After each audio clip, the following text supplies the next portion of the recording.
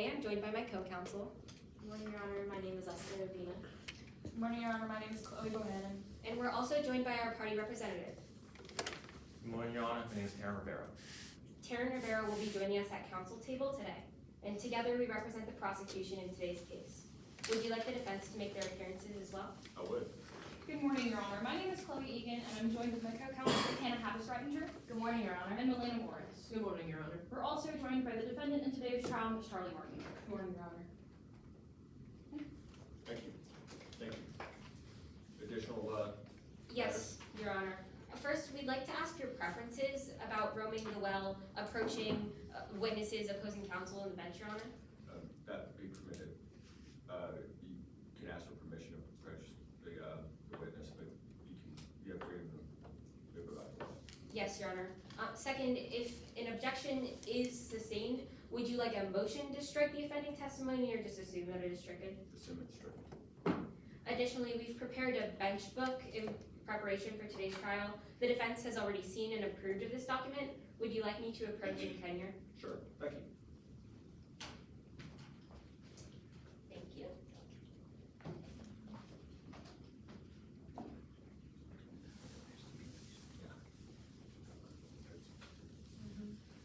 Okay. Also, at this time, we'd like to invoke Rules 603 and 615, which constructively pre-swear and sequester all witnesses, barring our party representative, ours being Taryn Rivera. Yes. Great. And finally, one more note, we'd like to direct your attention to the first page in the bench book, the indictment. Okay. This trial before you today is about a death that occurred on the site of a reality TV show. We'll be pursuing only one count of murder.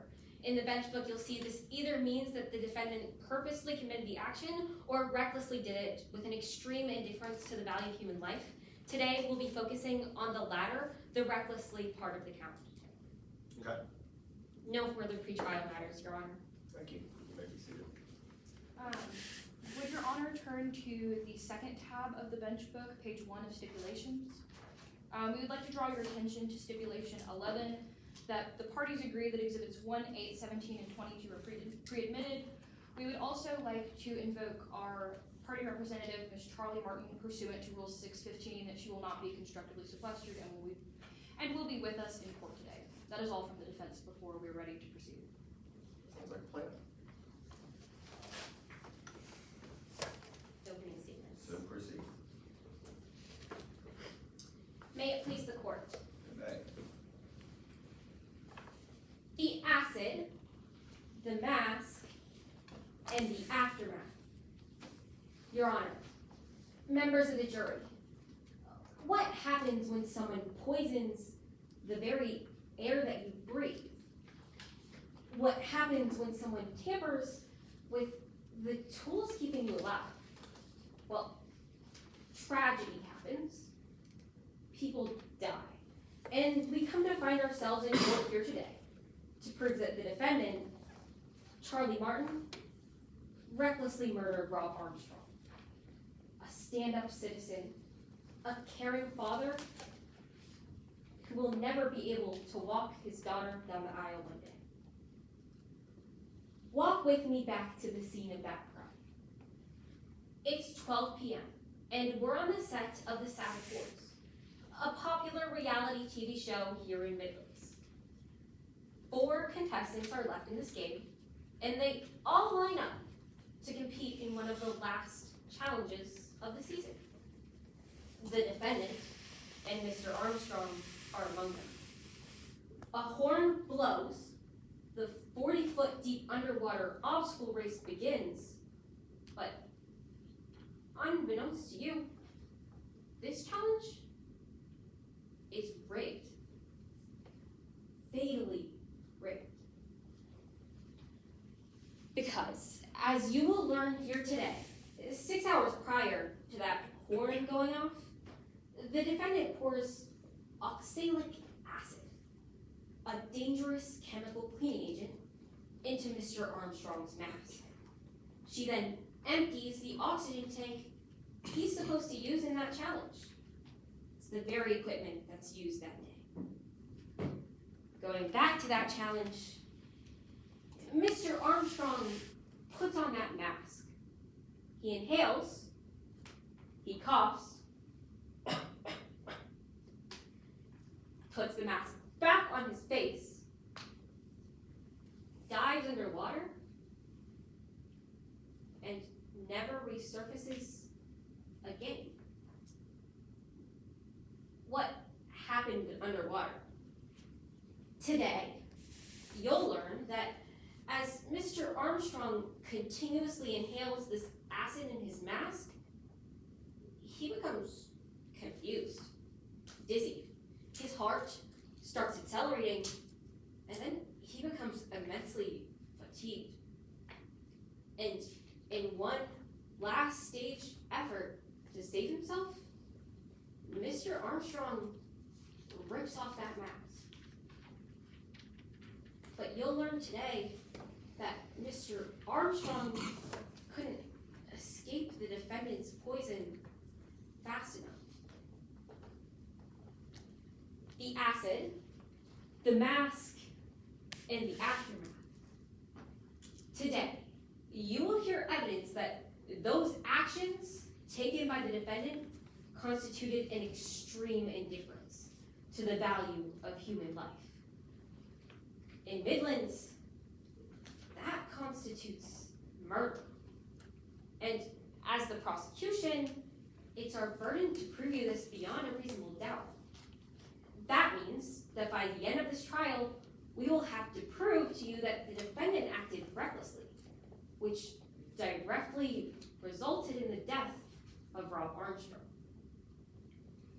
We will meet this burden because this case rests on 3 facts: the acid, the mask, and the aftermath. First, from Rowan Patel, a challenge designer, you'll hear that that fatal challenge was otherwise safe. He'll then give you a first-hand account of witnessing the defendant pour that acid into the mask. Second, from investigator Taryn Rivera, you'll learn the ins and the outs of that federal investigation, which, as you'll learn, ultimately resulted in an arrest warrant for the defendant. That's because you'll hear that the defendant knew that that acid was dangerous, yet still poured it in the mask. And finally, from Dr. Atlas Hartley, you'll hear that the acid and the lack of oxygen in that mask led to one fatal aftermath: the death of Mr. Rob Armstrong. Acid, the mask, and the aftermath. So, at the end of this trial today, we will come to you once more, ask you to consider these 3 facts, and find the defendant guilty. Thank you.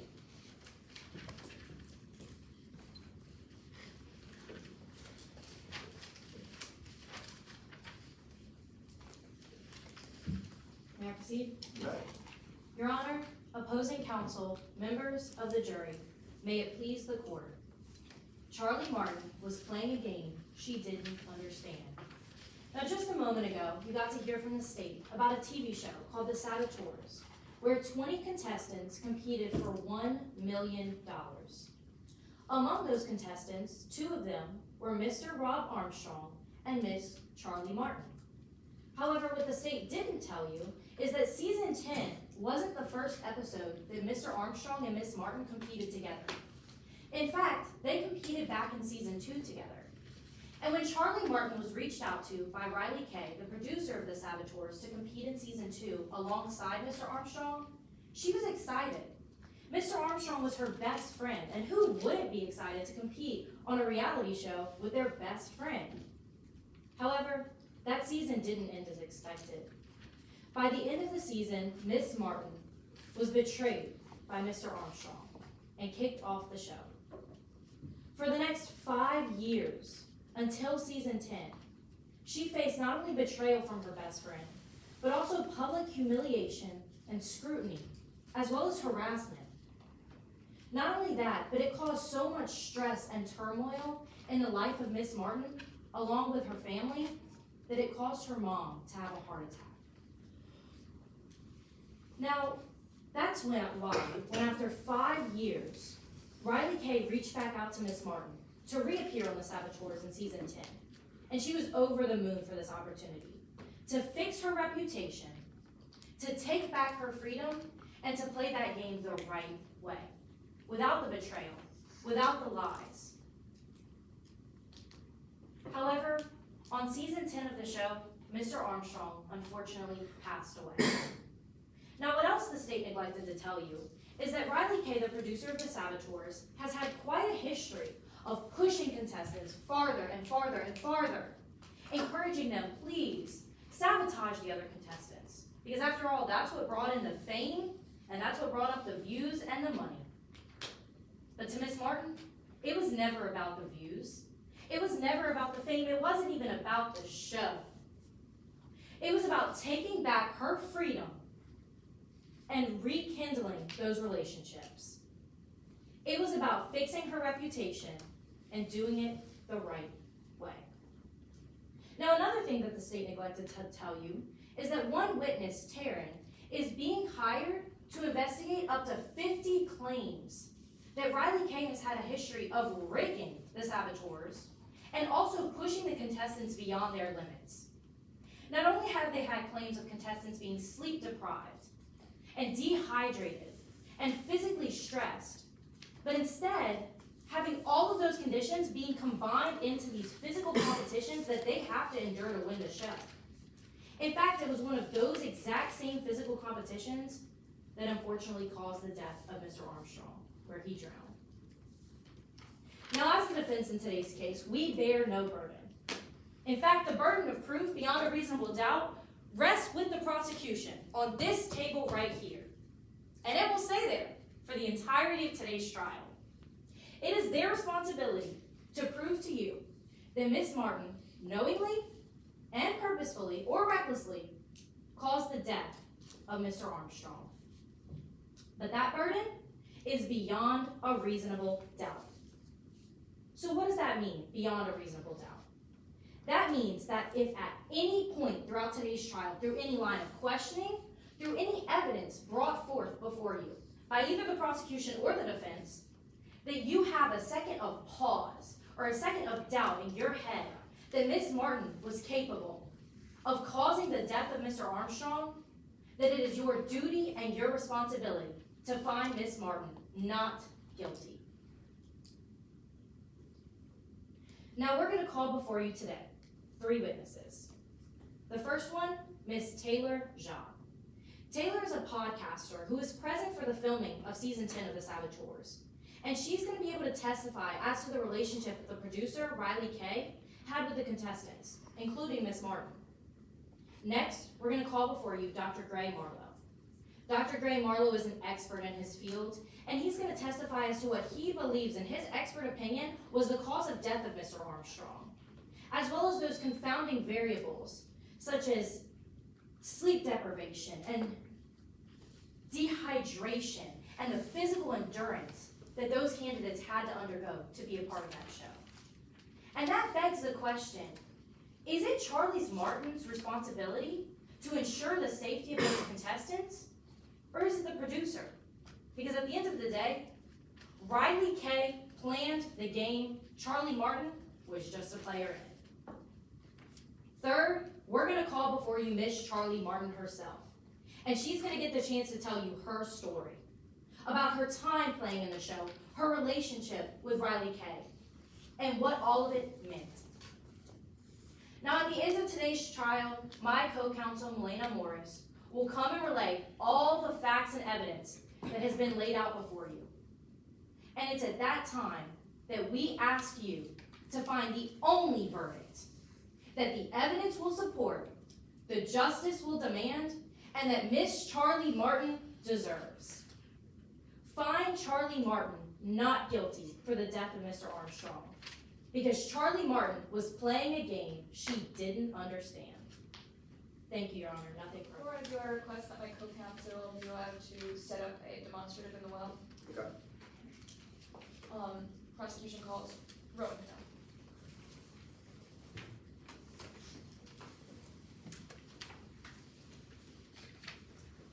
Your Honor, before we get started, whenever they begin using the demonstrative, am I allowed to move to better see it? Of course. Yes, make sure that the court and opposing counsel can see whatever prop you're using. Can you see it from there? If not, you can readjust your position.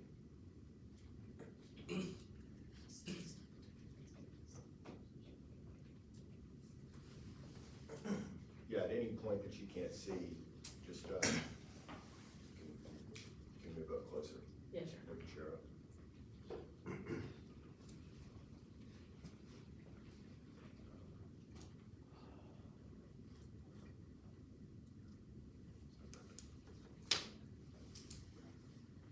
Good afternoon. Could you please introduce yourself?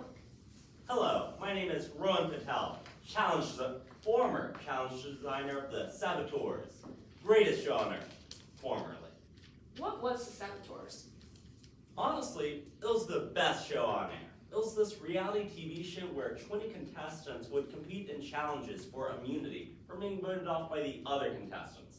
But here's the catch. 3 of those contestants were saboteurs who could, well, sabotage the other contestants during the challenge to try to hurt the chance of winning. What did these sabotages consist of?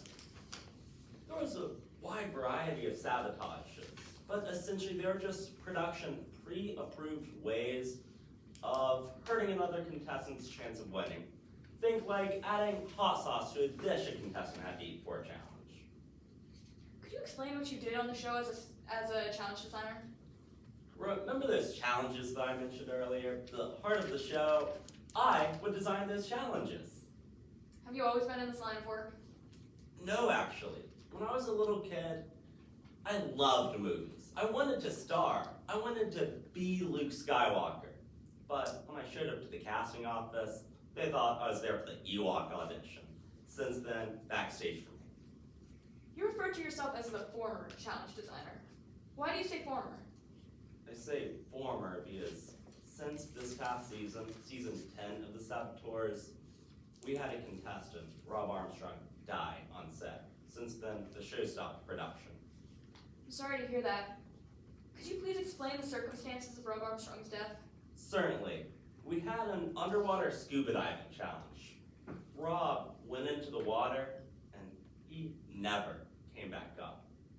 Could you explain the challenge? Yes, I can. It consisted of 2 parts, a land portion and a water portion. The land portion was relatively simple. The contestants would go through an obstacle course with weighted backpacks on, just add a little catch. But they went through this obstacle course until they reached a lagoon, where the underwater portion began. Could you describe the underwater portion? Yes, I can. When the contestants reached the lagoon, each of them put on scuba gear and dived 30 feet underwater to untie assorted color rings and bring them back to shore. This is where Rob passed away. What was the sabotage for this challenge? Those backpacks I mentioned earlier, the Saboteur, there was only one at the time, Charlie Martin, could add 10 pounds weight to any backpack. Charlie chose Rob's backpack. Was this challenge extremely dangerous? No, it wasn't. It should have been a breeze for pretty much any contestant, especially Rob. Has there been underwater challenges on the show in seasons prior? We've had plenty. They make for some of the greatest moments. Were there safety precautions for these challenges? Yes, over the course of 10 seasons, you learn pretty much every precaution that you ever need. Could you describe these precautions? Yes, I can. We had emergency rescue divers paired with emergency signals. We had underwater cameras to monitor the progress of the challenge. Additionally, we had a safety briefing every morning before a challenge to go over necessary precautions and safety measures, so everyone was on the same page. Was there a production schedule for the day of the challenge? Yes, there was. Would you recognize this if shown to you today? Absolutely. Let the record reflect I'm approaching the bench.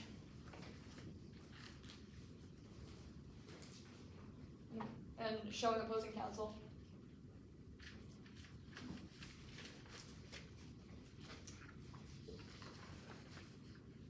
What did I just hand you? This is the production schedule for the day of the challenge, episode 9, season 10. Is it a fair and accurate copy? Yes, it is. Prosecution moves to enter Exhibit 21 into evidence. Any objection? No objection, Your Honor. It shall be admitted. Looking at the production schedule, was a safety briefing performed on the day of the challenge? Yes, there was, right here, at 6 a.m., 6:30. We always had a safety briefing. On the day of the challenge, who had access to the diving equipment? Plenty of people. The production crew did for obvious reasons to do any necessary work, but so did any saboteurs, so Charlie Martin also had access to complete any necessary sabotages. Did you see the defendant by the diving equipment on the day of the challenge? Yes, I did. What were you doing by the diving equipment? As a safety precaution, I was going through every oxygen tank ahead of the scuba diving challenge, just to make sure that every single contestant had plenty of oxygen. That's when I saw Charlie over by the scuba mats. What was Charlie doing? It was kind of bizarre. Charlie had a bag of powder in her hand, and then there was the scuba mask, and it looked like she was applying the powder to the scuba mask. Was this powder approved by production? Not to my knowledge. I had never heard of any powder meant to be applied to the scuba mask. After Rob Armstrong's death, what materials did you inspect? I inspected several things, but namely the backpacks and the oxygen tanks. Let's talk about the oxygen tanks. What did you notice when inspecting Rob Armstrong's oxygen tank? When I went over to look at his oxygen tank, I noticed that it was completely empty. Why was this unusual? It was unusual because I checked to make sure every contestant had 30 minutes of oxygen. Rob was pulled out of the water after 15 minutes. You should have had around 15 minutes left of oxygen in that tank. Your Honor, at this time, I'm going to read from the interrogation of Charlie Martin.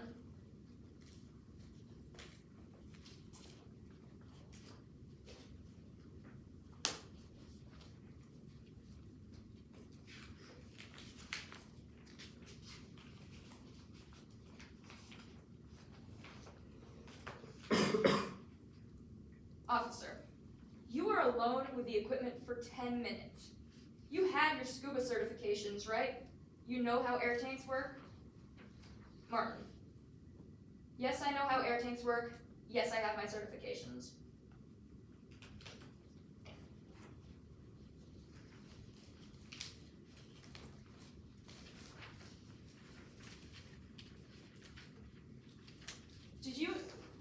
What happened when you inspected the backpack? What did you notice when you inspected Rob Armstrong's backpack? When I went over to look at Rob's backpack, I noticed that the wrong amount of weight in it. It was kind of weird. Let the record reflect that I'm posting a note card to reflect the witness's statements. How much weight was supposed to be in Rob Armstrong's backpack? Every contestant to begin with had 10 pounds of weight in their backpack. As a sabotage, Charlie could add another 10 pounds, bringing it to 20 pounds total. But that's not how much weight was in there. How much weight was supposed to be in Charlie Martin's backpack? Martin? In Rob Armstrong's backpack, I'm sorry. Rob's, it was supposed to have 20 pounds total after the sabotage. Did you inspect Charlie Martin's backpack? Yes, I did. When I went over to look at Charlie's backpack, it also had the wrong amount of weight. How much weight was in Charlie Martin's backpack? There were no weights in there, just some rocks to look like there were some weights. No further questions.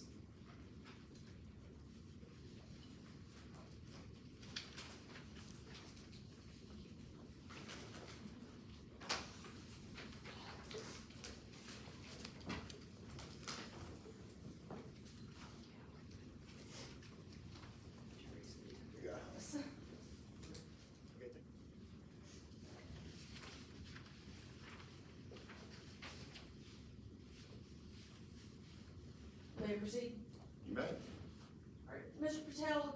say that being the challenge designer for the show was your dream job, right? Well, my first dream job was to be a movie star. Right, but after you landed the job on the saboteurs, that became your dream job. Yes, I loved it there. There was nothing more exciting than going back to my lab and cooking up a good challenge. And now that you don't have that job anymore, you blame Charlie Martin for that. Isn't that right? Yes, I do. It's because you believe that Charlie caused the death of Rob? I do believe that. But your job as the challenge designer included keeping the contestants safe, Yes, alongside Riley Kay, is that correct? Riley Kay was the story producer of the Saboteurs. She was in charge of crafting the narrative of the story. Right, but both of you wanted to make sure that everybody in the season was safe. Everyone on production wanted the entire show to be safe. And you would agree with me that that dive portion of the challenge was a little dangerous. Not really, no. We had plenty of safety precautions. It was a pretty simple challenge. So you would disagree that that was the most dangerous portion of the challenge? Oh, I would say it was the most dangerous portion. I wouldn't say that it was dangerous, though. I want to go over some of the things that you were supposed to check before that competition. You were supposed to check the mask of the scuba gear, Yes, I did that early that morning. but you didn't check him a second time, actually before the competition began. I did not check it right before the challenge, no. Well, you said that you saw Charlie Martin beside that scuba gear with a bag of white powder, Yes, they had a bag of powder in their hand. but you cannot be completely sure that's what you saw. It's just what I looked like, what it looked like it was. It can't be absolutely certain, no. Right, but even though you saw that, you still didn't think to go check that gear again? No, honestly, it was all hands on set. I had a very busy day that day. Right. Another thing that you didn't do was hold Rob Armstrong out of that competition, even though he was showing signs of sleep exhaustion. Sleep exhaustion is a very normal symptom, especially at episode 9 of the season. Pretty much everyone has exhaustion at that point. Okay, but Rob Armstrong complained to you about his lack of sleep. Yes, and I asked him if he was still able to compete. He said yes. But that's a yes to my question. It is a yes. And he had severe allergies, Yes. and he was showing signs of dehydration. No. All right. I want to move on now to actually this extra weight found in this bag.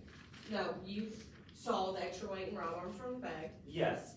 Rob Armstrong's bag had 30 pounds in it. 10 pounds more than the allowed sabotage weight of 20 pounds. And you assume that Miss Martin put it there. No. You know that Miss Martin put it there. I can't be absolutely certain. And you know that Riley Kay was the one that was supposed to check this bag. Yes, as producers, it was one of her jobs to check over all the sabotages. But you weren't completely sure if that happened. I can't be absolutely sure now. I want to bring back to your attention something that you talked about in your direct. You talked about how before every competition you went over the safety protocols. Is that right? Yes, before every challenge, we would always have a safety briefing. But that didn't happen the day that Rob died, did it? Yes, it did. It was on the schedule, Yes, it was, and the schedule was accurate. but you don't remember actually giving the safety protocols. That was a traumatic day. There's a lot that I can't quite remember. We had a safety briefing. We always did. It was our procedure. Are you 100% certain that you were at that briefing? Yes, Is that your sworn testimony? yes.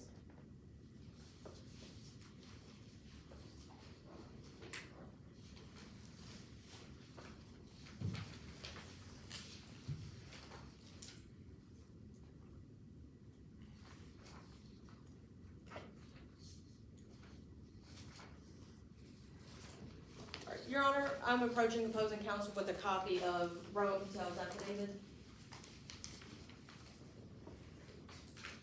Lines 77, 78.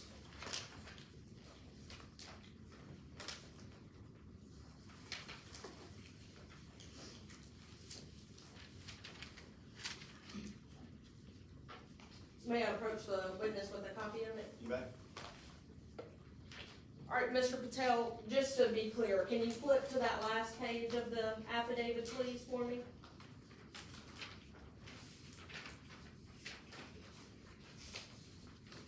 Sorry. There. All right, that is your signature on the bottom, isn't it? Yes, it is. All right, and you are aware that you had 24 hours to change anything in this affidavit before testifying today? Yes, an entire day. All right, and now flip to page 3 for me. Yes, ma'am. There. All right, if you don't mind, read silently as I read aloud, starting at line 77. We always do a safety briefing to cover escape routes and emergency signals. Can I remember doing it the day that Rob was killed? No, but we always do it, so I'm sure that it happened. Is that correct? Did I read that correctly? Yes, you read it correctly. I'm sure it happened. But you just said that you know that you were there, directly contradicting what you said in your affidavit. I can't remember it. And lastly, Mr. Patel, Objection, Your Honor, hearsay? What is the hearsay? Out of court statement. No, but what is the hearsay you're? The quote that she read off from This Rob. witness here, response? number one, Your Honor, I feel like this objection is untimely. I've already moved on. I've began my other line of questioning. I agree, and also, this is cross and this is impeachment, and, I believe counsel was trying to, elicit, testimony that was, contrary, sworn, testimony that was contrary to what the witness just testified to, so I'm gonna allow it. So overruled. Yes, sir. All right, Mr. Patel, I just want to clear one thing up for us. Riley Kay was in charge of bringing the cast back for this All-Star season, Yes. and part of that cast was Charlie Martin and Rob Armstrong, Yes, Charlie and Rob both came back. because they caused the views to skyrocket, correct? I do not know that. But you knew that views were very important to producers, Yes, obviously, it lets us do the show. and you knew that their feud was extremely famous.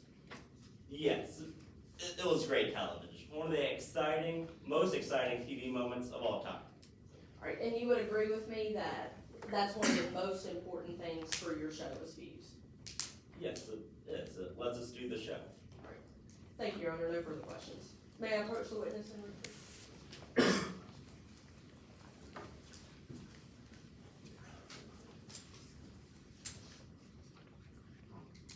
You may proceed. Good morning. Can you please introduce yourself to the court? My name is Karen Rivera, but that's Investigator Rivera to you. Yes, sir. And I'm a true blue-blooded federal investigator. Investigator Rivera, how did you come to be in the investigating business? Well, like I said, it's in my blood. I mean, my father was an investigator, my grandfather was an investigator, my uncle wanted to be an investigator, but he couldn't cut it, so he became a lawyer instead. Can you tell me more about your experience as an investigator? Yeah, I graduated, taught my class, and spent some time as a state. From there, I spent 10 years in the FBI's fraud and white collar crimes division. Have you ever heard of a criminal? He's probably heard of me, and he's scared of me. Do you still work in this division? No, I transferred. I work at the FTC now. Think of it like the FBI, but without the BI and the TC instead. No, but seriously, we help protect the common people from fraud and deception. And you know me, I'm always looking out for the little people. How do you look out for the little people? Oh, classic FTC tactic. We like to go undercover. The bad guys, what hurts. I remember one time we caught this real bad guy, you know, in waste management. I went undercover as his handyman, but on the down low, I was collecting evidence. That guy went away for a long time. Investigator Rivera, why are you here in court today? In my official capacity as an FTC agent, I went undercover on the set of saboteurs. While I was there, precious little Rob Armstrong lost his life. We'll talk about the death of Mr. Armstrong in a little bit, but first, I'd like to talk to you about your experience while undercover. Why were you on the set of The Saboteurs? Well, we were receiving all these anonymous complaints that the show was rigged. As an FTC agent, I went undercover to investigate the whole thing. While your time on set, did you have any interactions with the contestants? Oh, I mean, all the time. That was my entire job. I was able to witness all the contestants interacting with each other. What interactions did you observe the most? I guess that would be Charlie and Rob. I didn't know at the time how important that would be. Why was observing their interactions so important? I mean, we all know that Rob Armstrong bit the dust. Since I was already on the scene when it happened, I initiated an investigation into it. During this investigation, what did you discover? I singled out Charlie Martin as the prime suspect for the murder of Rob Armstrong. I'd like to talk about how you came to this conclusion step by step. What was the first step of your investigation? Well, naturally, I was on the set, so I of course began thinking about my experience on set and what suspicious activities I may have seen while I was there. What suspicious activities did you reflect on first? I first reflected on what contestants had the most interactions with Rob. Did this lead you to any specific contestant? Yeah, that would be Charlie Martin. I mean, Rob Armstrong, this freaking guy. He always knew how to get under Charlie's skin. He's wicked smart. Those two would always be arguing. What type of arguments did you overhear? Well, Rob, like the big guy is, he'd always be hurling insults at Charlie. I remember one time, Charlie seemed like he really had enough. I mean, he looked right at Rob and said, "Shut the hell up, Rob. I will bury you." And what do you know? Rob got buried soon after. I'd like to talk to you a little bit more about that. What led to the death of Rob Armstrong? I was able to determine by examining some relevant medical documents that Rob Armstrong died from acid poisoning. Did you ever see this acid while on set of The Saboteurs? Yeah, down south in the supply closet. They kept a couple bottles of the stuff. Who had access to the supply closet? I guess technically only the staff members were out there, but I did see contestants in there sometimes. If no contestants were allowed there, what contestants did you see? Well, that would be Charlie Martin. One time I saw Charlie walk out the supply closet with a bottle that looked like the acid. Let the record reflect that at this time, I'm approaching our demonstrative with a magnet reflecting what the witness has just stated. Now, Investigator Rivera, would you recognize a label of this acid and a safety data sheet if I were to show them to you today? I don't see why I wouldn't. Let the record reflect that I'm approaching my bench with what has been pre-marked as Exhibit 13 and 14. Approaching opposing counsel with the same. Approaching witness's turn. What did I just hand to you? This is the label on the bottle of acid that I saw, and a safety data sheet talking about all the dangers of that acid. Where was the safety data sheet found? We actually found it downloaded on Charlie's phone during the investigation that I did. Are they both a fair and accurate? Yeah, it looks like it. At this time, prosecution moves to enter Exhibit 13 and 14 as evidence. Any objections? Yes, Your Honor, no objections to Exhibit 13, as both parties have agreed to waive all objections, but hearsay to Exhibit 14. Response. Yes, Your Honor. We're not using this document for the truth of the matter asserted. We're just using it on the effect that it had on the listener. Investigator Rivera has just established that this safety data sheet was found on Charlie Martin's phone. Now, we don't care if this was actually dangerous. We just care that Charlie Martin had access to this information and perceived it to be dangerous and still used the acid. May I respond? Briefly. I do believe that opposing counsel is using this for the truth of the matter asserted, as it lists the dangers of oxalic acid, and they intend to claim that Ms. Martin is using it for those dangerous purposes. Therefore, it is definitionally being used for the truth of the matter asserted and is not allowable hearsay. Okay, I'm gonna overrule the objection on the MSDS depending, with an eye on if it goes to, testimony solicited, about it for the truth of the matter asserted, but generally MSDSs are allowed. I think you laid the proper foundation. So overruled with that caveat, you may proceed. Yes, Your Honor. Investigator Rivera, I'd like to start off by focusing on the picture of the label. What does this show you? Well, it's in big font, right in front. I mean, any childhood can read and see this. Warning, harmful as well, causes severe skin burns and eye damage. Wear protective gloves, protective clothing, eye clothing, face protection. Now I'd like to talk about the material safety data sheet. What does this show you? Once again, reading from near the top. Inhalation, hazard, severe respiratory irritant. Symptoms, coughing, shortness of breath, burning sensation in the throat. Does not sound like the fun kind of acid. Investigator Rivera, how did this acid enter Rob Armstrong's system? As they were- Objection, Your Honor, lack of foundation.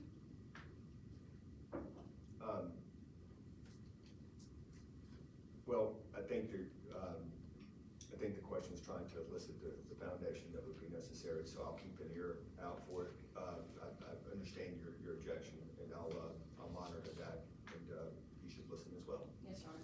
Yes, Your Honor. You proceed. Investigator Rivera, I'll re-ask that question. How did this acid enter Rob Armstrong's system? During my interrogation, I figured out that the acid entered Rob's system through a scuba mask. What led you to this conclusion? Well, as part of my interrogation, or as part of my investigation, I reviewed the interrogation of Charlie Charlie, this guy. He straight up admitted to putting the acid in the mask. It made my job a whole lot easier. At this time, I'm approaching the demonstrative with a magnet reflecting what the witness has just stated. Investigator Rivera, would you recognize a picture of this mask if I were to show it to you today? Yeah, of course. At this time, I'm approaching my bench present pre-marked as Exhibit 11, approaching opposing counsel with the same, approaching the witnesses. Investigator Rivera, what did I just hand to you? This is a picture of the scuba mask I was talking about.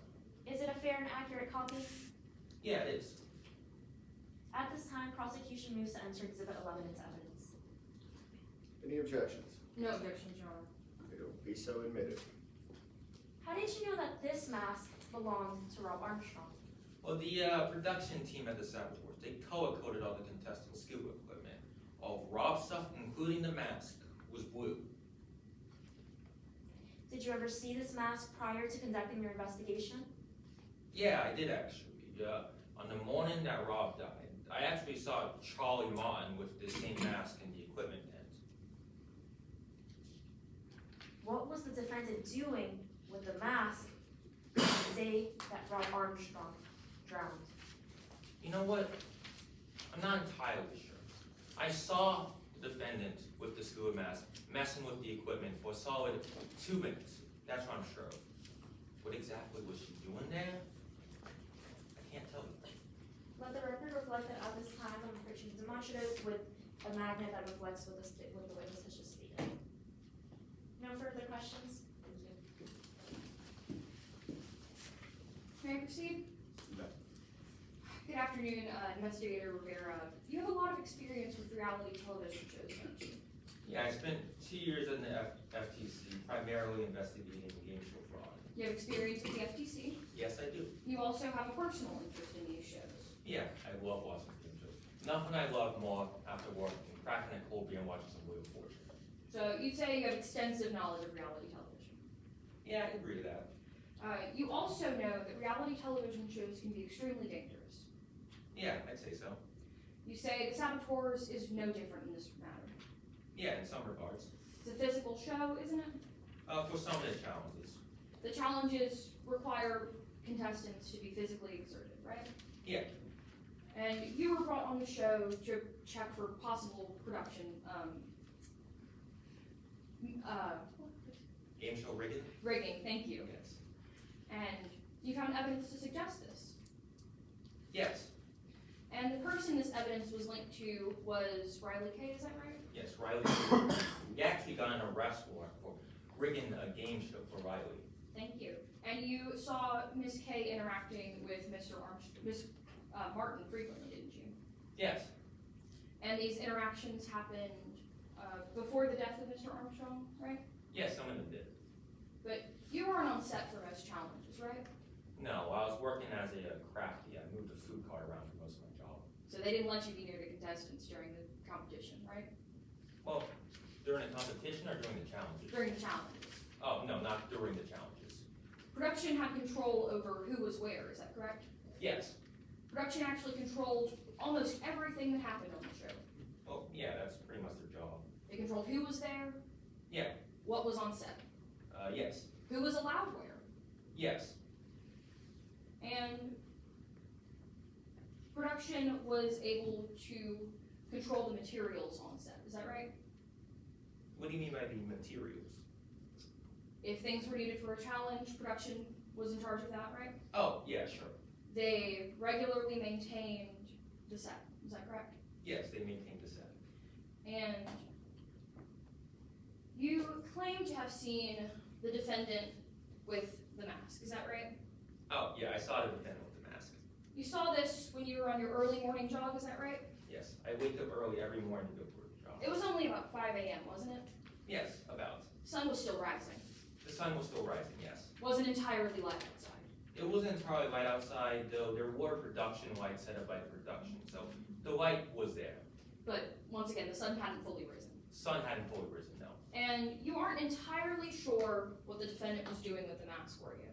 No, I know they were messing with the equipment in some way, but I couldn't see exactly what they were doing. You didn't hear any air coming out of the mask? No? No, I didn't. You didn't see directly the defendant putting the acid in the mask? No, but they admitted to it in the interrogation. So. That's not what I'm asking. It's a yes that you did not see this. No, I didn't see it. And you don't know what the defendant had in their hands that morning. No, they had some sort of bag. I couldn't tell you exactly what was in the bag. You actually can't tell us for certain that it was a bag, can you? A bag or container of some sort. So you couldn't really get a clear look at the defendant at all. No, I got a clear look at the defendant. I'm sure it was the defendant.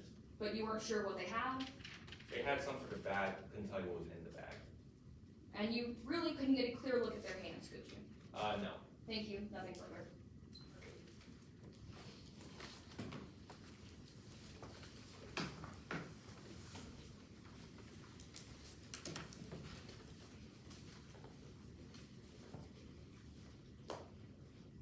Please introduce yourself to the court. Hello, I'm Dr. Atlas Hartley. What do you do for a living? Well, I'm a pathologist, board certified, of course, but more specifically, I'm the chief medical examiner in Charlotte County, Midlands. So what do you do as the chief medical examiner? I personally perform or supervise all autopsies that enter my office. It is our job to determine the circumstances behind an individual's death, the when and the how. Where did you go to medical school? I received a bachelor's in forensic science from USF, then it was off to the University of Michigan for medical school. I completed my residency at Wake Forest Medical Center. Are you licensed to perform autopsies? Of course. I've been doing this job for quite some time. I didn't become the chief medical examiner for no reason. So then, Dr. Hartley, would you mind sharing with the court why you're here with us today? Yes, an individual by the name of Rob Armstrong passed away on a reality TV show known as Saboteurs. I personally performed his autopsy and his toxicology report. When completing your analysis, did you use a method considered to be reliable in your field? I always do. And was this method based on sufficient facts and data? Of course, And was that method reliably applied to the facts and data of this case? it was.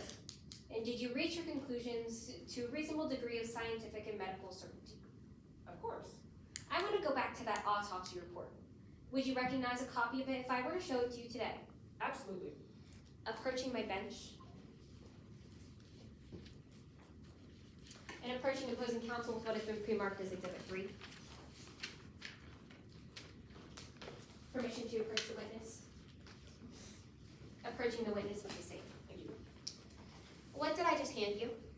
Well, this is the autopsy that I conducted on Rob Armstrong. Is this a fair and accurate copy of that report?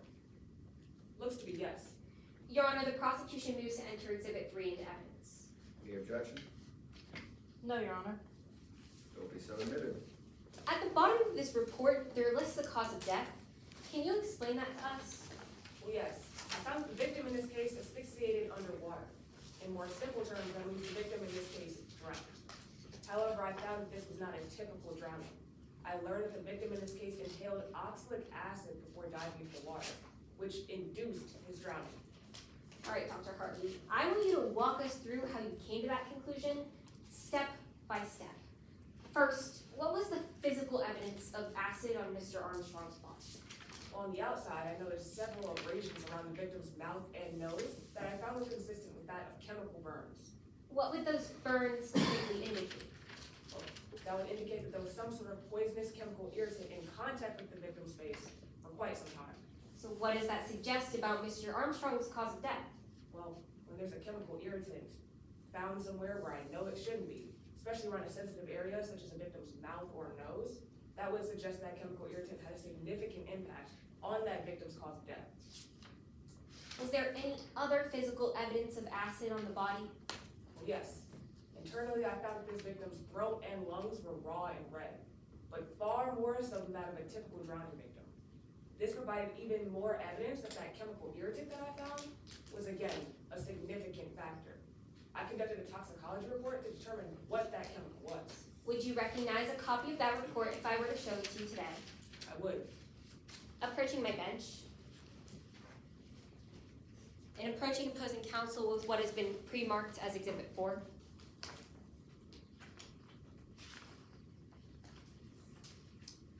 Permission to approach the witness.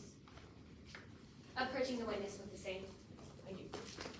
Dr. Hartley, what have I just handed you? This is the toxicology report that I conducted on Rob Armstrong.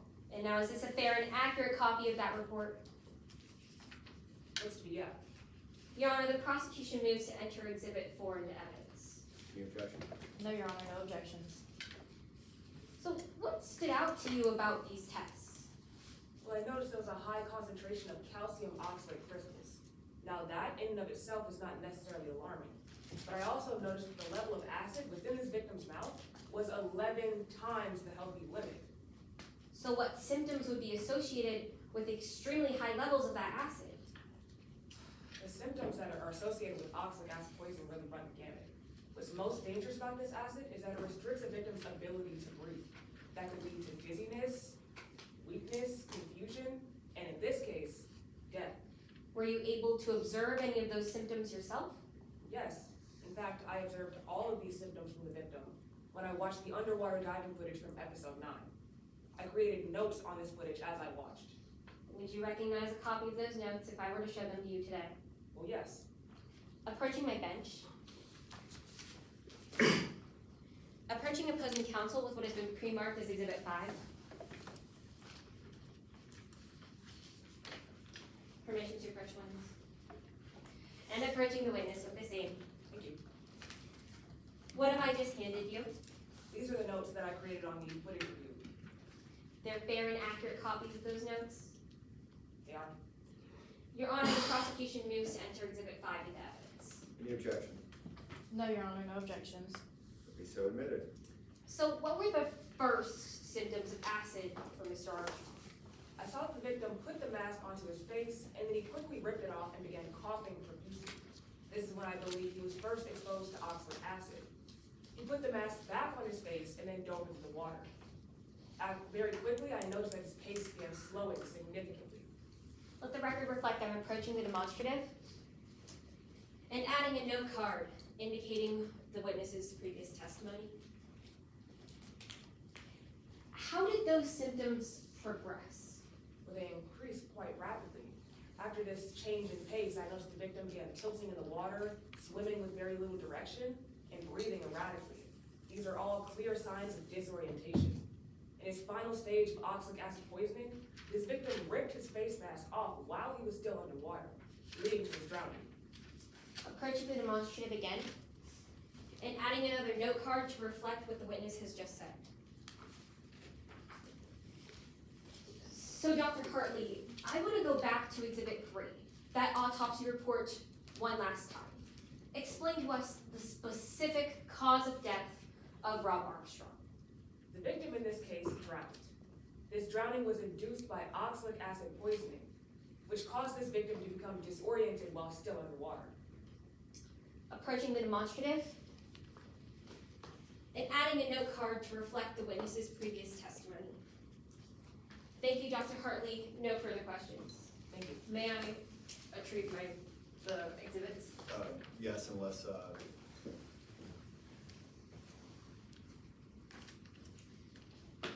Good afternoon. I'd like to start by asking you a little bit about the report that you prepared for today. Now, starting with the oxalic acid that you found within the body of Mr. Armstrong. Now, you're aware that the presence of oxalic acid within the kidneys can occur from quite a few reasons, correct? Yes, that is true. Oxalic acid can be found in the kidneys as an early indication of kidney stones, right? Yes, but that is uncommon for Lance Armstrong. Right, but it can also occur as a result of medications being used, That is true. even underlying medical conditions. Yes, And you're aware that Mr. Armstrong suffered from cat allergies? yes, I noticed that they presented as hay fever. Right, allergic rhinitis, correct? Yes, that's the medical term. And you're aware that when someone has allergic rhinitis, it can oftentimes flare up their nasal passageways, Oh yeah, a little bit of snottiness, congestion. even cause increased mucus production, Yes, snot. which I'm sure as an expert you know can make it harder to breathe, right? Of course, if you didn't blow your nose, of course. You're also aware that when you did blood samples of Mr. Armstrong, you found that he had hypocalcemia, correct? That is true. And hypocalcemia is an underlying medical condition, right? Yes, Where it basically just means that his calcium levels were really low in his blood, correct? that is true. Now, additionally, when you were talking to Riley Kay a little bit after all of this went down, you asked Riley Kay how long it had been since Mr. Armstrong had been underwater before he got help, correct? Yes, I did ask that. And when you asked Riley Kay, you noted that they were very vague, Yes, and they didn't really give you a time breakdown. no, Permission to approach the witness with what has already been admitted as Exhibit 5. Yes. thank you. I'd like you to please read silently as I read aloud. Under minute section 4:30 to 5:30, after untying the third ring, subject begins swimming toward the fourth anchor. At this point, his pace slows noticeably. His arm movements become less fluid and his kick rate decreases. There's a noticeable lag of 10 to 15 seconds between the subject reaching the anchor and beginning to untie the ring from it, which did not happen at earlier anchors, correct? Yes, you read that correctly. Objection, Your Honor, attorney testifying. Response. Your Honor, this is no testimony that's being elicited. I am simply reading off from an exhibit that has been pre-admitted already on this witness's direct examination that this witness has already testified to. I agree.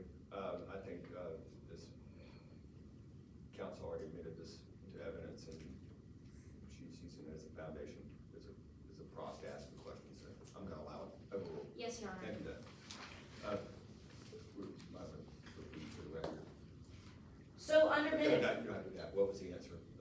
Yes, you read that correctly. thank you. And given that these are your notes, you would know that this is the first time throughout the entire footage that Mr. Armstrong was struggling, correct? Well, yes, that is true.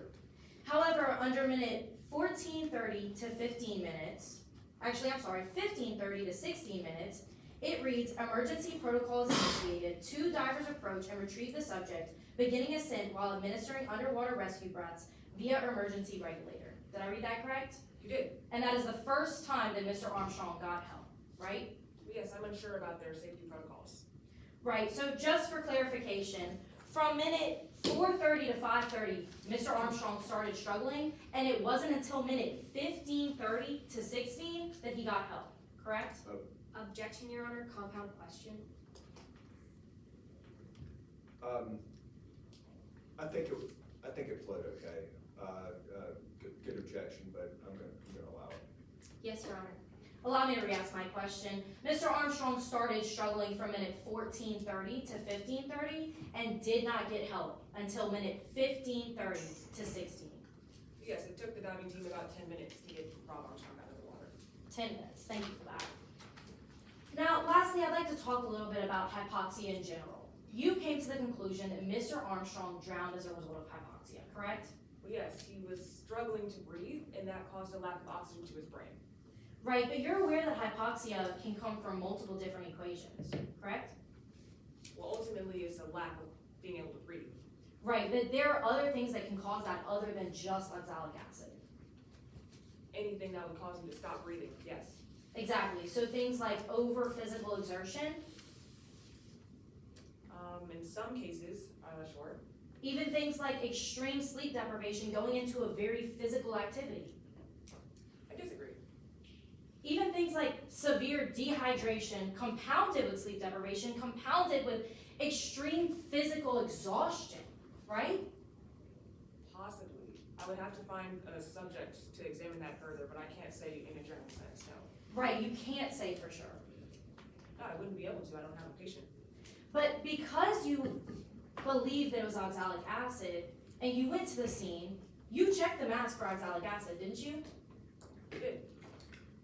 Objection, Your Honor, compound question.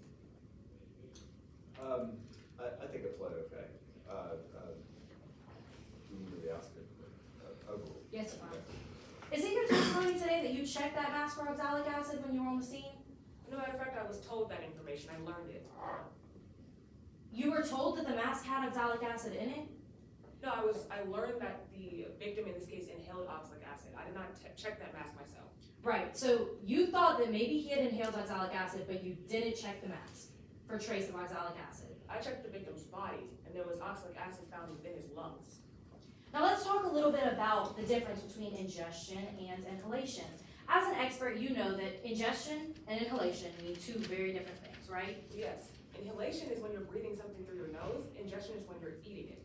Right, so ingestion would have to go straight through the oral cavity. Sometimes whenever people dissolve substances into water, they drink it, things like that, correct? Correct. And your report today focused on the inhalation of oxalic acid and those effects, right? Yes, that's true. I found oxalic acid within this victim's mouth and lungs, but not in his chest cavity, his stomach contents, or his esophagus. Right, but the expert conclusion that you came to stated that it was likely that Mr. Armstrong ingested oxalic acid, didn't it? Perhaps that was a typo. So there was a typo in your expert report saying that he ingested oxalic acid? It happens more commonly than you think. Thank you for that. And specifically regarding this demo over here, I'd like to talk a little bit about these 2 points right here. Mr. Armstrong struggling underwater as well as taking off his mask. Both of those could just be signs of the hypoxia that he was experiencing in that moment while he was drowning, correct? Yes, hypoxia that I found that was induced from oxalic acid. Yes. Right, but again, when you found it was induced, you didn't check the mask, correct? No, I did not. And you also came to your conclusion that it was ingested, as you typed in your report. I found that he inhaled it. Additionally, this death over here, you cannot say to 100% certainty that that was a result of oxalic acid poisoning. That is my conclusion. Your conclusion was that it was likely, correct? Yes. And you as an expert know that likely does not mean, especially in the field of science, to 100% certainty. Very little things in the medical community are 100%. That is my conclusion based on the evidence that I found. Exactly. With science, there is always some error of uncertainty or doubt, correct? Yes, that's true of most things. Thank you, Your Honor. No further questions.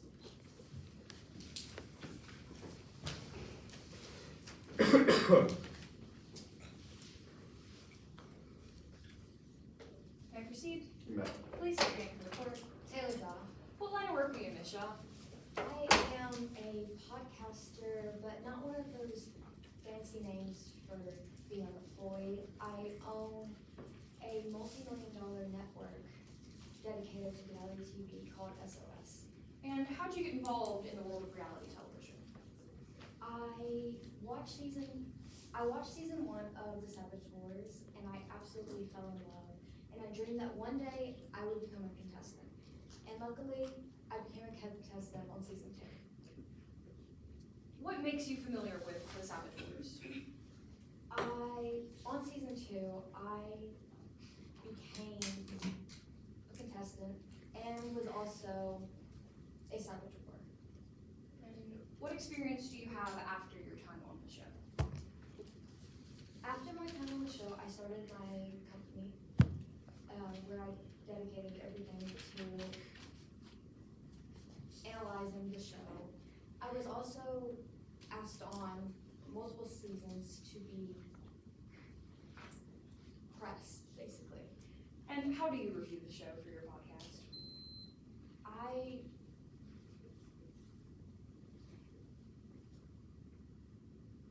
I interview the cast members, and I just dive into everything that happens during the season. What cast members do you know from The Savage Wars? I know Charlie Martin and Rob Armstrong in particular. What members of the production do you know from The Savage Wars? Riley Kay. How are you familiar with Riley Kay? Riley Kay and I met during season 2, and our relationship since then has been a little rocky since depiction of season 7, when she was first promoted to,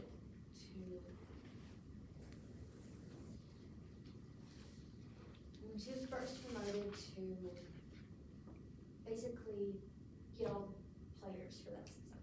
And what role does Riley K hold on the show now? She's a lead producer. And what, in your experience, are lead producers allowed to do on reality shows?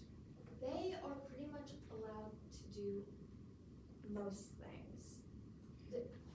All right, what familiarity do you have with season 10 of The Saboteurs?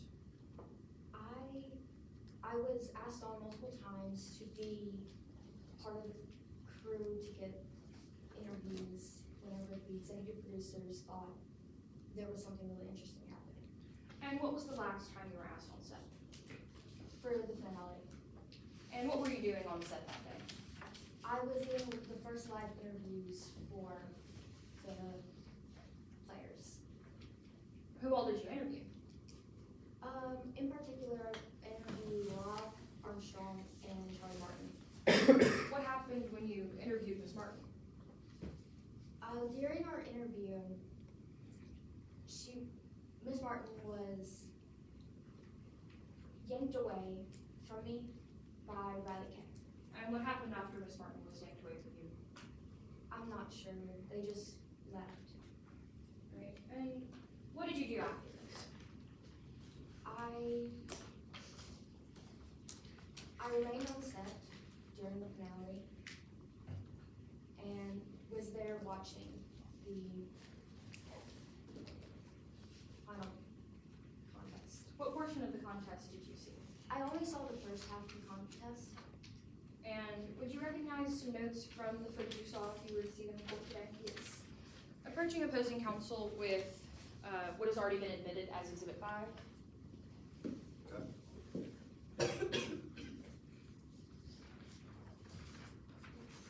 May I approach the witness? You may. Approaching the witness with the same. Would Your Honor like a courtesy copy? And Ms. Shaw, is this the footage review that you saw? Yes, it was. And is it a fair and accurate depiction of what you saw that day? Yes, it is. Has it been changed or altered in any way from the last time you saw it? No, it has not. Would you call this a fair and accurate copy? Yes, I would. All right. Can you tell us what happens at around the 5 to 8 minute mark? Subject fumbles with the knot at the 4th anchor while untying the knot. He pauses twice as if to orient himself and makes no progress on the ring for nearly 45 seconds. His hands slip off the rope multiple times, his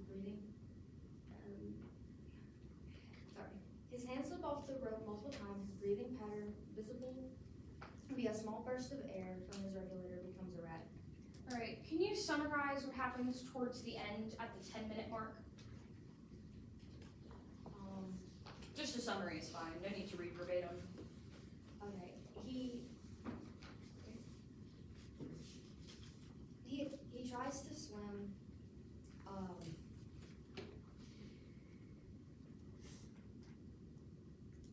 yes, he tries to swim up, but he is unable to. All right. What happens at the very end towards the 15 and a half to 16 minute mark? He begins on his nose and inhales a mouthful of water, and then he begins to convulse. All right. Now, were you able to review any other footage from this episode? I was not. When I tried to, they had told me that all the footage had been deleted including my interviews. All right. Thank you. Nothing further. May I retrieve the exhibit from the witness? You may.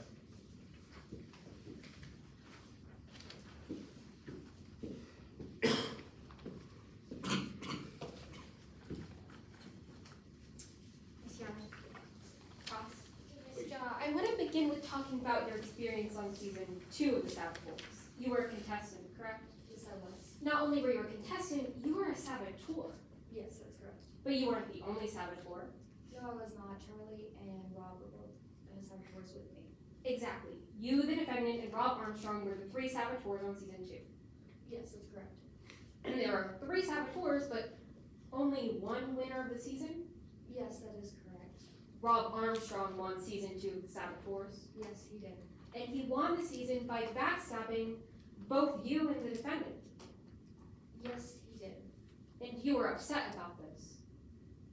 I mean, I was upset, but I hold no grudge. Exactly, you understood it was just a game, Yes. but the defendant didn't act the same way. No. The defendant was crying. Yes, but it was because of how the defendant was treated afterwards by the fans. Exactly, the media ridiculed the defendant. Yes. Hundreds of memes online. Yes. The defendant was even referred to as Charlie the Jump. Yes, she was. But then the defendant told you that they could never get over this. Yes, she did.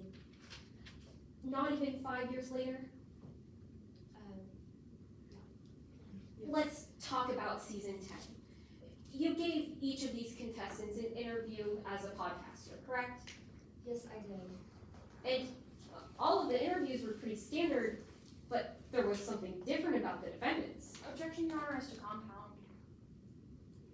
I'm gonna overrule, I think it flowed well enough, if, so we'll overrule, let the witness answer, as soon as the witness can. Overrule, thank you.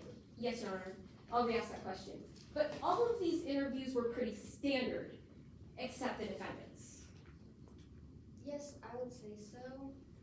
That's because in this interview, the defendant told you that they would seal Rob's bait. She did, but it could also, I can take it as during the challenge that Rob was finally going Miss Shaw, I didn't ask you how you took her response. I just asked you that the defendant said that she would seal Rob's bait. Yes, she did. Thank you. And so let's talk about how she sealed Rob's bait. You're very familiar with reality TV, correct? Yes, I am. And you know that in reality TV, it's most likely for someone to be a victim of manipulation if they're on their first season, correct? Yes, it is. But the defendant wasn't on her first season of the show. No, she wasn't. In fact, by the time of season 10, the defendant had already completed nearly all of season 2. Yes. So the defendant knew production. Yes. The defendant knew their common tactics. Objection, Your Honor, to speculation. Response. Your Honor, this witness is deemed in a pretrial hearing to be an expert in reality TV. Experts are allowed to testify to speculation when it's within their fields of expertise. May I respond? Please. This is not within her field of expertise. This is within her direct knowledge of what Ms. Martin knows or doesn't know. That's her mindset, not a expert opinion on reality television. Those are completely separate fields. I'm gonna allow the question, and the witness can answer to the extent the witness has, so overrule. Yes, Your Honor. Proceed. So to your knowledge, the defendant knew production. Yes. In fact, you saw the defendant interact with production through all of season 2. Yes. So the defendant was experienced. Yes, she was. And we just established that experienced people are less likely to be manipulated on reality TV shows. Yeah. But anyone can really be manipulated. But that's a yes to my question, that experienced people are less likely to be manipulated on reality TV shows. Yes. And the rules on season 10 of the Savage Wars were very clear. Yes, they were. In fact, even with the new changes, these rules remained clear. Yes. And finally, I want to shift to talking about what happened the day Mr. Armstrong died. You were on set, correct? Yes, I was. You saw Mr. Armstrong's body be pulled out of the water. Yes, I did. He was limp. Yes, he was. He was unconscious. Yes. No signs of life. No. And the set, was hectic. Yes. People were screaming. Yes. Everyone was frenzied. Yes. But there was one person who wasn't frenzied. Correct? Yes. And that person was the defendant. So, as Mr. Armstrong's limp body is being pulled out of the water, the defendant is celebrating. Objection, Your Honor, to more prejudicial than probative. response? May I be heard? The key word to that objection is substantially more prejudicial than it is probative. The probative value here, Your Honor, is extremely high. If in the case of instance that Mr. Armstrong's dead body was quite literally being pulled out of the water and the defendant is celebrating, then that is a probative value that pretty much undermines their entire case in chief. May I respond? Briefly. The rule on more prejudicial than probative requires that it be unjustly prejudicial, and misleading the jury to believe that Miss Martin was celebrating the death of Mr. Armstrong while he was being pulled out is extremely misleading and outweighs any probative value that this may or may not have. I'm gonna overrule the objection. It's cross, and it's certainly relevant as intent is one of the issues in this case. So the main issue in this case, frankly. So good objection, good grounds, but I'm gonna overrule proceeding. Yes, Your Honor. Yes, Your Honor. Let me ask that question. As Mr. Armstrong's limp body is being pulled out of the water, the defendant is celebrating. The defendant, Charlie was celebrating, but Charlie had also won the challenge prior and was celebrating towards that. Exactly, Ms. Shaw, but you don't know why the defendant was celebrating. No, but Charlie was celebrating before. All you know, Ms. Shaw, is that as the defendant's limp body is being pulled out of the water, as Mr. Armstrong's limp body is being pulled out of the water, the defendant is celebrating. Objection, Your Honor, asked and answered. I think I'll just to tighten it up, I'll let the question stand, overrule, but good objection. Go ahead. One final time, as Mr. Armstrong's limp body is being pulled out of the water, the defendant is cheering. Yes. No further questions. The defense would like to call Dr. Gray Marlowe to the stand. Okay.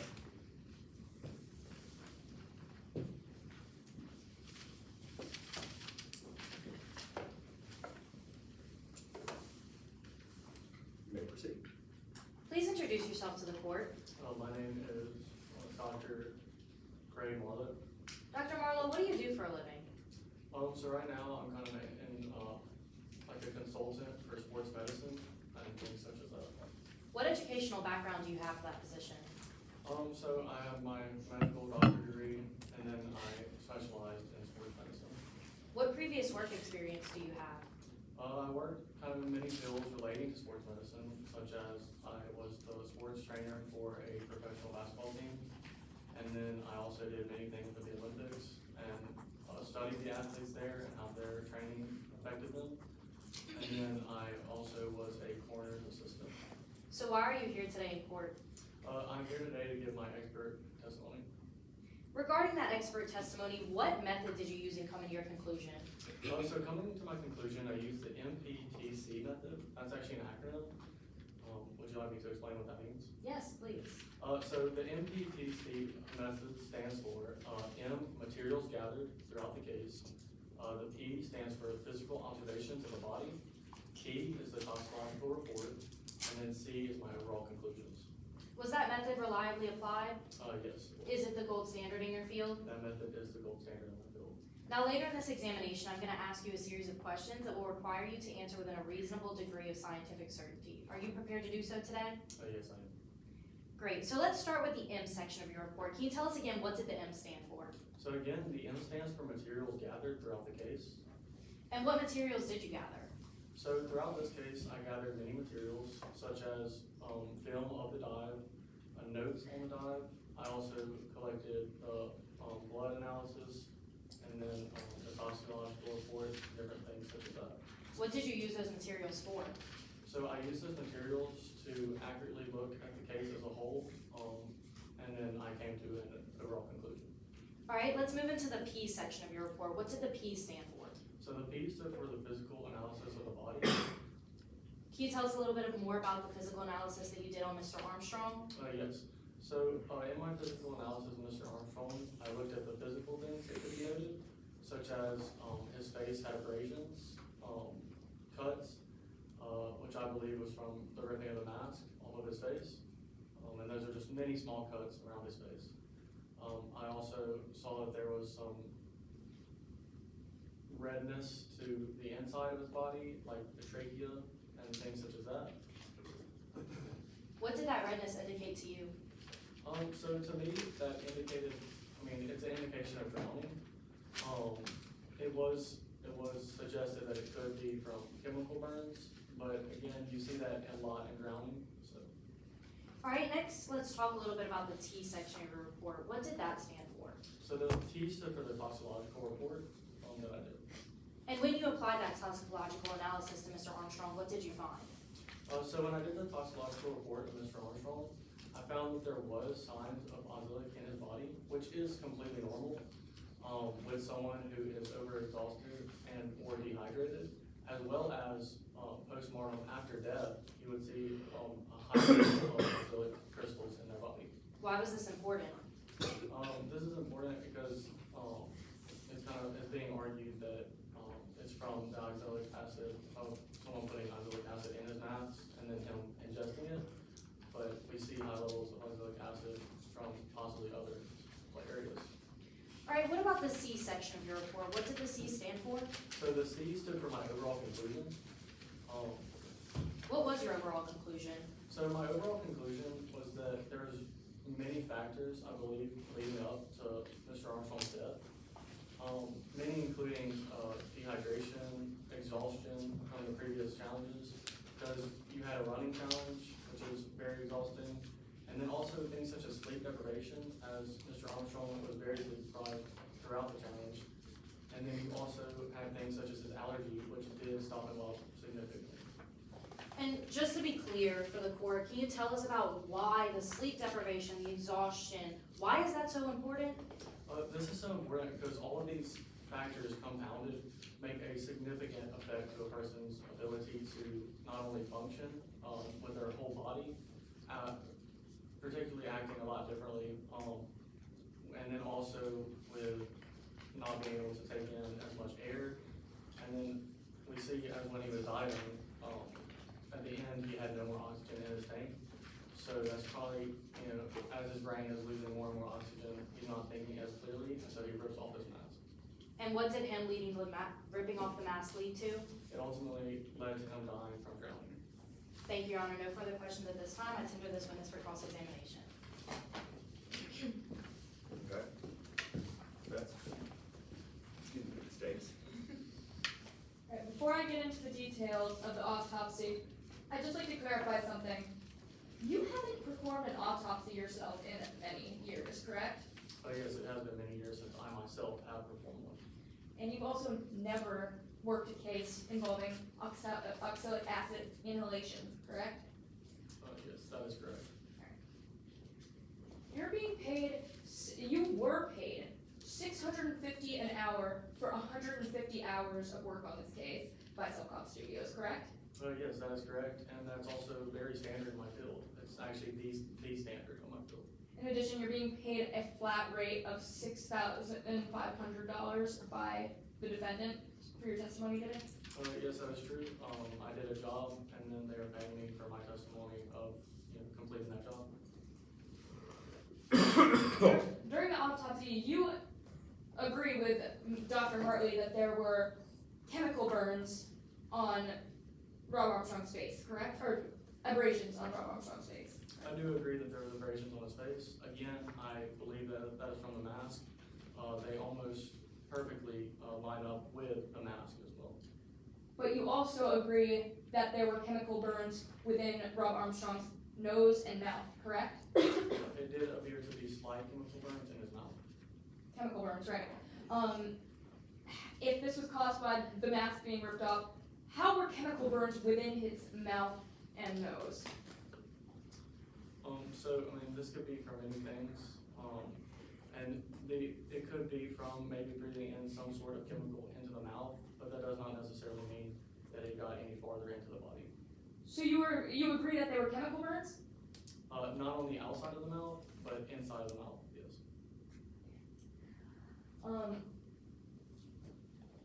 You You also agree with Dr. Hartley that Rob Armstrong's cause of death was drowning, correct? Yes, the cause of death was ultimately drowning.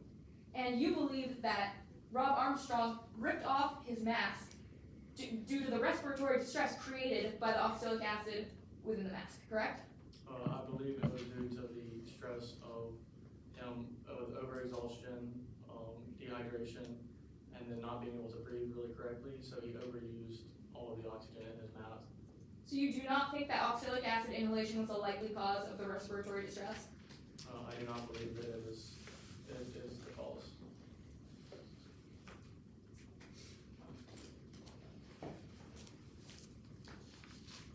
So it is your testimony today that oxalic acid inhalation was not the likely cause of the respiratory It is distress? not the ultimate or only cause. Well, I'm not asking about only cause, but likely cause. It could have been a factor.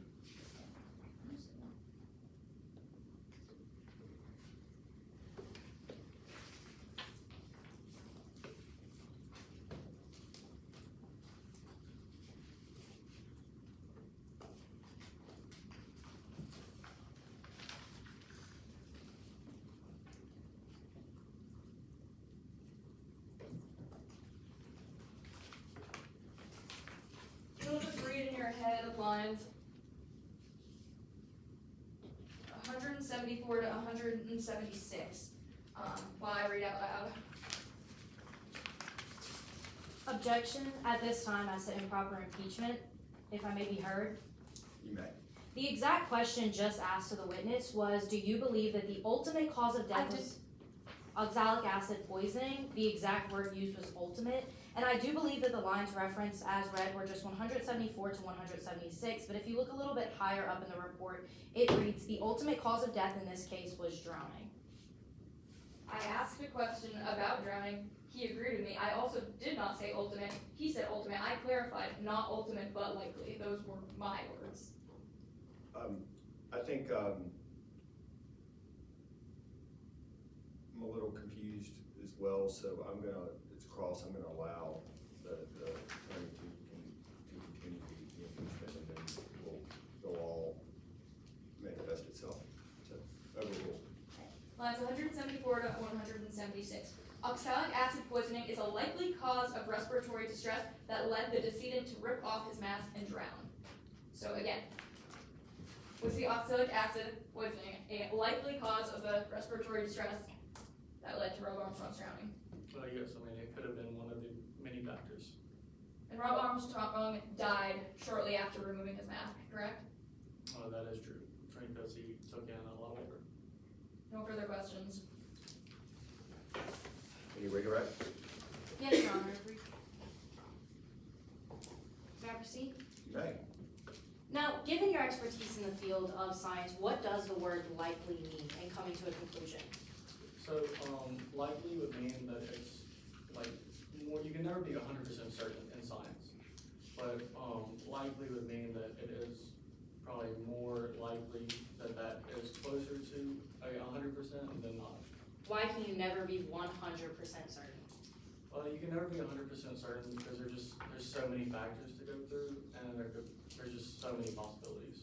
What were some of those other factors along with oxalic acid that you listed within your report? Yes, so again, as I believe, there was many factors, such as his mild cat allergy that did end up with him having symptoms of like stuffy nose, things such as that. I also believe that dehydration, exhaustion from lack of sleep, and then also competing within the challenge, and many things such as that. Thank you, Your Honor. No further questions at this time. I just ask the witness be allowed to step down. Any recross on that?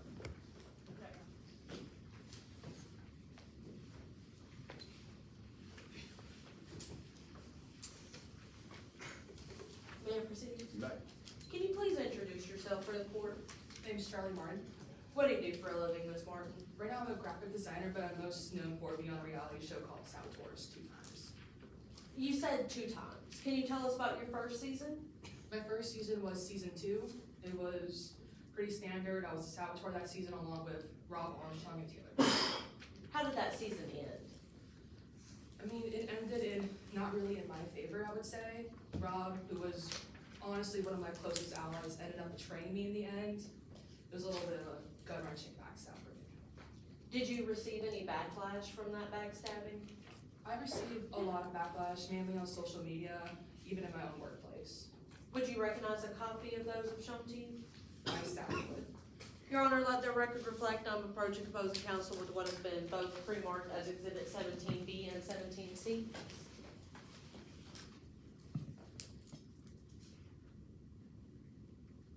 May I approach the witness with the same? You may.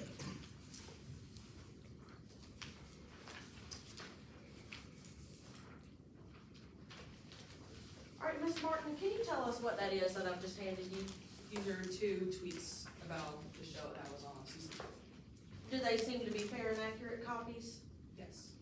Can you tell if they've been changed or altered in any way? I don't believe so. All right, if you don't mind, can you read out that first one for us, which is 17B? This one's by Hank Connors. He said there's a Objection, Your Honor, this has not been entered into evidence. My apologies, Your Honor, these have been pre-admitted. No objections, Your Honor. I think that is correct, they were pre-admitted. 17? Yes, Yeah, 17. Right. yes. So, you may proceed. Yes, Your Honor. All right, I'm sorry, Ms. Martin, if you could continue reading off 17B for us. It says there's a reason that Saboteur Season 2 is the top of all ultimate reality lists. No one could have scripted it better. Charlie looked like a chump, and Rob became the king of reality television. Hashtag Charlie the Chump. And can you read off that second one now? This one says, you voted, and the best blindside of any reality show ever is still Saboteur Season 2. Rob screwing over Charlie is peak reality TV. Thank you, Ms. Martin. And I now want to talk to you about your second season that you were on. How did you get back onto the show? I was asked to come back by the host and producer. Who was that? It was Indigo as a host and Riley Kay as a producer. Who is Riley Kay to you? That's a great question. I don't really know what to put a label on that as. We were very emotional together. I thought it was romantic. I couldn't really tell all the way, but it felt like she just really used me for the views. All right, Ms. Martin, what about your relationship with Rob in season 10? That was really tense. I hadn't seen him since season 2. I kind of didn't want to see him because it really hurt when he betrayed me. So it was really awkward at all points. All right, I want to move on to your sabotages. We've heard a lot today about some oxalic acid. Did you ever use that? I did. When did you use it?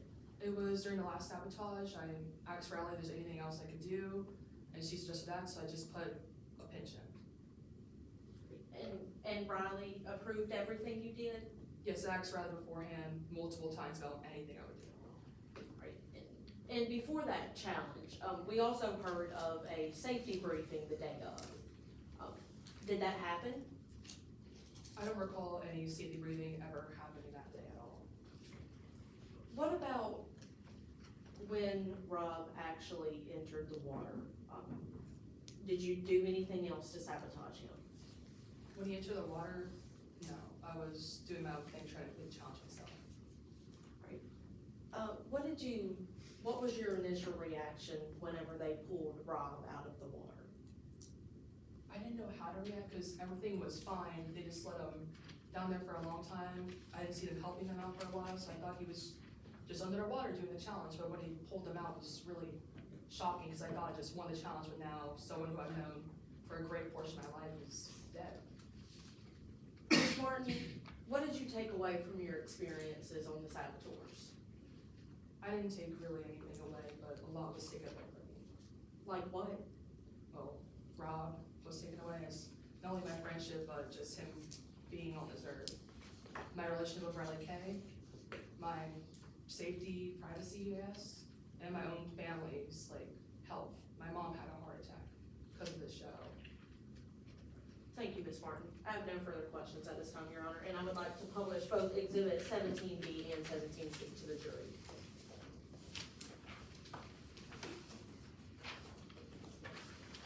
And I tender this witness for any potential cross-examination. Counsel? Mr. Warren. Hello, Ms. Martin. I'd like to start off by talking, you competed on set for 2 years, correct? That's correct, season 2 and 10. Exactly. You were very familiar with the ways that the show worked. Yeah, I was very familiar with all the production, how that worked. And this game format remained the same both seasons, correct? Yeah, they stayed pretty much the same. You were very familiar with the rules. Yes, and how many times people would break the rules as well. You were very familiar with the rules as to what the saboteur could do, correct? Yes, that's why I make sure any sabotage I do, I would run by production. Typically, saboteurs would add some hot sauce into a meal. Yeah. Sometimes they would make a gagging noise while someone was eating. Yeah, it was kind of gross at some points. This wasn't enough for you, was it? I guess not considering I didn't want people to put hot sauce in the water, I guess. Exactly. You wanted to take it a step further, right? That's why I actually what I could do. Exactly. You wanted to go outside of the rules of the game, correct? I wouldn't really say that. I made sure everything was clear by production multiple times because I didn't want to be like a rule breaker. At this time, I'm approaching my bench with what has been pre-marked as Exhibit 18D. Approaching opposing counsel the same.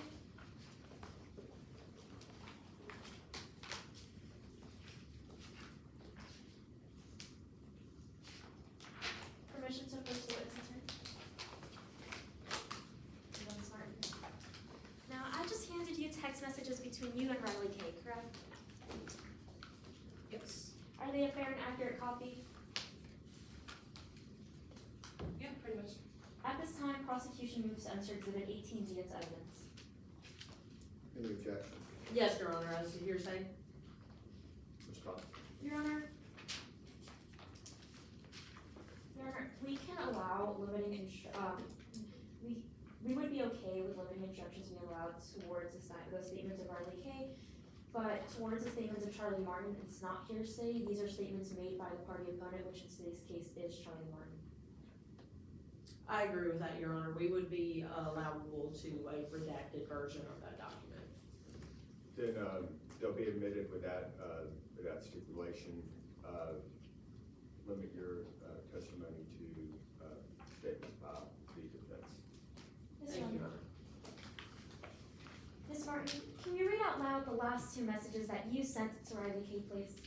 Yes, I asked her, just tell me this. Is there any room to improvise and go off script? I have plans and backup plans. If you let me off the leash, I'll give you the ratings you want. You wanted to improvise outside of the script of the show, correct? Yeah, outside of script, I made sure I didn't break any rules by going off the script by asking her first. You wanted to be let off the leash that production was allowing you, correct? More of what they were really scripting onto the show, that's why I had to ask her first. Okay, well, let's talk about what you did once you were let off this leash.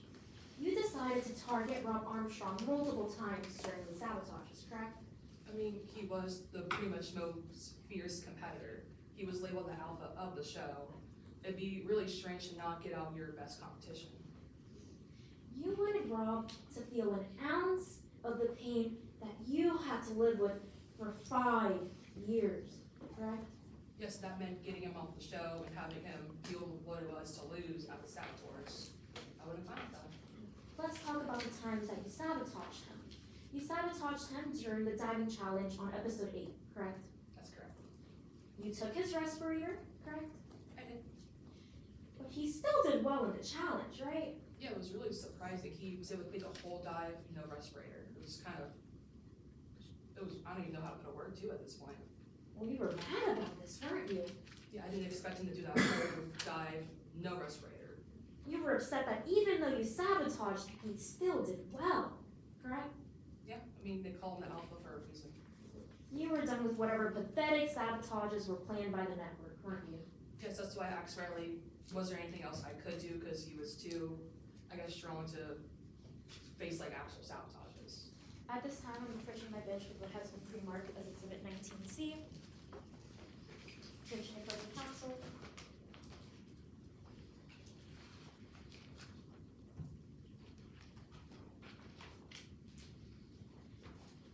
Permission to approach the witness. Ms. Martin, I just handed you text messages between you and Riley K. fair and accurate copy? Yes. At this time, prosecution moves to enter Exhibit 19C into evidence. Once again, Your Honor, hearsay. Your Honor, we would be amendable to limiting instructions to just enter the statements made by Charlie Martin.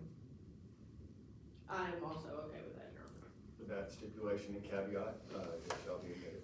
Thank you. Yes, Your Honor. Can you read out loud the messages that you sent, please? Yes. How the hell did he pull off that challenge about a breather? Is he a ducking fish? Damn, autocorrect. Well, it's not happening again. I'm gonna stop him for the next one. We can talk about other pathetic sabotages were planned by the network, but I'll tell you right now that I'm done doing this the right way. It's time for something stronger. Sure, we can't. Well, Miss Martin, you were done with whatever pathetic sabotages were planned by the network, correct?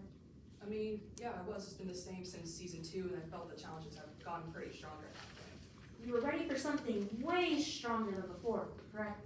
It's something to be on the same level as the challenges have progressed throughout the seasons. Like you said, you were done doing this the right way, correct? In the right way. Well, let's talk about how you decided to do something stronger. I want to talk to you about the final episode. For the final challenge, you targeted Rob again, correct? Yes, it was the final one. I knew that if he was still gonna be in, I had a chance of getting out, and I didn't really want to get out. And Riley Kay let you send the sabotages yourself, correct? Yeah, she did. Well, let's talk about the sabotages. You used these sabotages to kill Rob Armstrong, correct? No, I did not. I can't imagine even killing someone, especially a father. After almost losing my mom, I can't even imagine a kid losing their father. Well, let's talk about the sabotages that you sent. You put weights in a backpack, correct? I did. And you knew that this backpack belonged to Rob Armstrong. Yes. Yeah, everyone's backpack had weights in them but one, correct? Yes. Your backpack had no weights in it. That's correct. You put all the weights from your backpack into Rob's backpack, correct? Yes, that's one of the things I asked Riley Kay about doing, and she said I could. Well, let's talk about the next sabotage that you did. You released oxygen from the air tanks. I did not. You were alone with the diving equipment for 10 minutes the day of the challenge. Just because I was alone does not mean I released any oxygen. That's not something I would do. Well, this was 10 minutes where no one was watching you, correct? Yes, 10 minutes where I did not release any oxygen from the tank. 10 minutes where it was just you and the air tanks alone.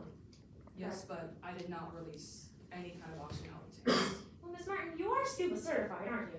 Yeah, me and Riley got it together a couple years ago. You are scuba certified, correct? Yes, So you know how to turn on or off the air tank, correct? that's correct, but I did not do any of that. Well, I'd like to talk to you about the last sabotage that you performed. You used an acid, correct? Yes, An acid that you knew was a strong chemical, right? this is why I ran it by Riley Kay, just to be 1,000% sure that Rob would be okay. At this time, I'm approaching my bench when it has been pre-marked as what has been pre-entered as exhibit 14. Permission to approach the witness. Ms. Martin, I just handed you a material safety data sheet, correct? That's correct.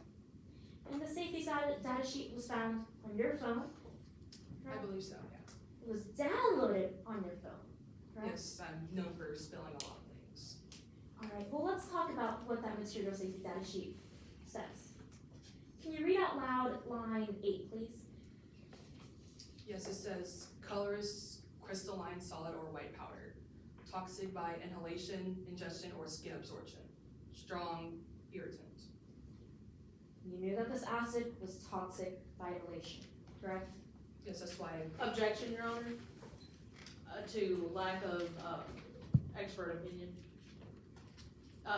May I explain? Briefly, yeah. The question that was just asked to the witness is, getting too deep into the expertise of this. Just simply reading this document would not give her enough information to be able to testify on that. Your Honor, may I respond? The witness has just read this information out loud and has admitted that she saw this prior to conducting the challenge. She just said that this information was downloaded on her phone and that she looked at it before, and then she just read out loud the line that says toxic violation. This isn't any expert opinion, it's just her simply reading it out loud. Yeah, I'm gonna overrule the objection. There's already been testimony that the defendant downloaded in this document, so, the cross-examination is focusing on what, what they read, so I'm gonna let it proceed. Yes, Your Go Honor. ahead. May you also read out loud lines 11 through 13, please? Yes. Line 11 is just inhalation underlined, and it says hazard, severe respiratory irritant. Symptoms, coughing, shortness of breath. Objection, Your Honor, as to hearsay. Yes, Your Honor. This is not hearsay, we're just using it for the effect that it had on the listener.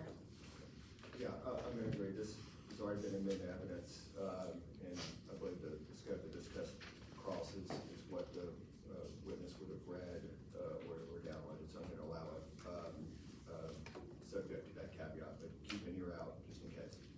Okay. Yes, Your Honor. Proceed. From symptoms, coughing, shortness of breath, burning sensations in throat, pulmonary edema, and cerebral cases. Can you also read out loud line 24, please? Yes. Inhalation, move to fresh air, administer oxygen if breathing is difficult, seek immediate medical attention. You knew that if someone inhaled this, they had to go and get fresh oxygen, right? Yep.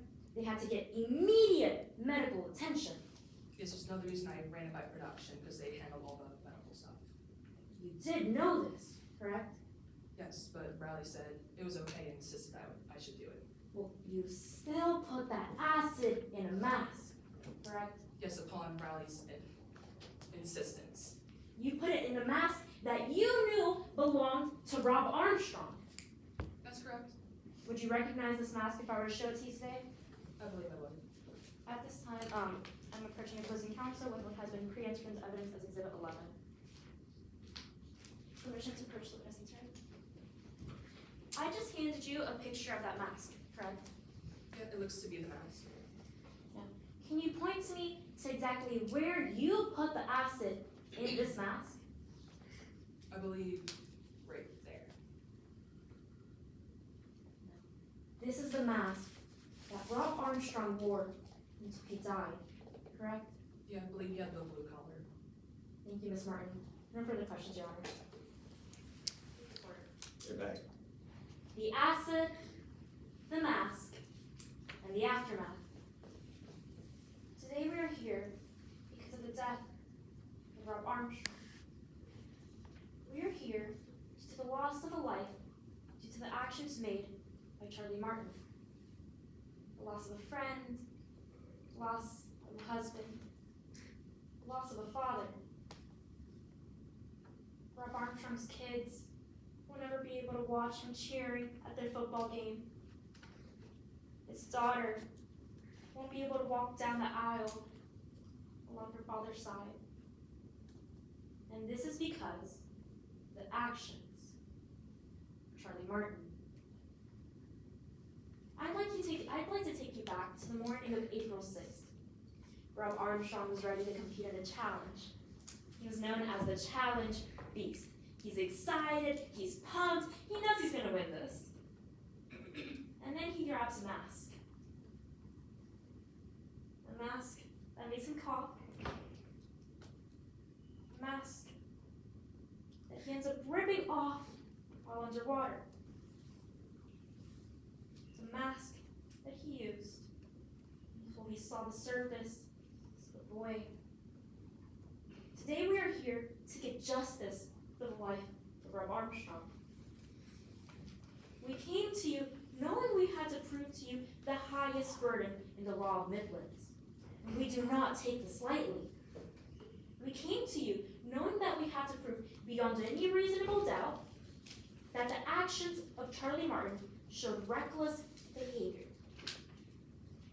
Charlie Martin's actions showed an extreme indifference to the value of human life. We have proven this to you today. Today, we told you exactly what happened while on set of the saboteurs. Today you learned that Charlie Martin was seen in the supply closet. The supply closet that contained oxalic acid. Investigator Rivera told you about this acid today. He told you about the warning label on a bottle of oxalic acid. Bottle that says, may cause respiratory irritation, wear protective gloves, protective clothing, eye protection, wear face protection. Wear face protection. And instead, Charlie Martin put acid in a mask that she knew would cause direct contact with Rob Armstrong's face. Now, Investigator Rivera told you about this mask. Investigator Rivera told you that each contestant was assigned a color and that Rob Armstrong's was blue. Then, he also told you that Charlie Martin herself admitted to putting acid in the mask. You also heard from Charlie Martin herself today. And she told you about a safety data sheet that was found on her phone. A safety data sheet that she had read before that says toxic by inhalation. Burning in mouth, throat, may cause shock and highly toxic. It also told her, if you come in contact with this, move to fresh air. Seek immediate medical attention. And she knew this. This was downloaded on her phone. Yet she still put the acid in the mask. You also heard from Dr. Hartley today. And Dr. Hartley told you today about how she watched some footage of the challenge. She watched how Armstrong's behavior was during this underwater portion. She told you that he was struggling. He became disoriented. He wasn't sure what was going on, and he ripped off his mask. The mask that contained the acid. And then he died. The defense also brought to you a doctor today. They brought you Dr. Marlowe, who admitted that it is a likely reason that this is why Rob Armstrong died. He admitted to the evidence of chemical irritation in Rob Armstrong's body. Yet he still says that it is likely reason that this is what led to the drowning of Mr. Armstrong. You also heard from the challenge designer while on set. A challenge designer who was supposed to go through all of the pre-approved sabotages. And he told you that 10 pounds were allowed to be added into a backpack. That was the approved sabotage. 10 additional pounds. However, we found that 20 pounds were added instead. This was 2 times the approved limit. Charlie admitted to putting these additional pounds. She also told you today that she was with the air tanks alone for 10 minutes. Now, she knows how to turn on or off the air tank. And when Rob Armstrong was pulled out of that water, he had no oxygen remaining in that air tank. This is a pattern of reckless behavior. Not 1, not 2, but 3 times that the defendant chose to go outside the limits of the game. She wanted to be let off her leash. She was done with whatever pathetic sabotages were planned by the network, and she was ready for something stronger, and she told you that today. Now, the defense came here today trying to poke holes in her theory. They were unable to do this today. Now, when the jury goes back to the deliberation room, you have a job. You have to mark off whether or not we prove that this reckless behavior led to the death of Rob Armstrong. We have given you every single one of the elements for that today. So when you go back into that deliberation room, find the defendant guilty.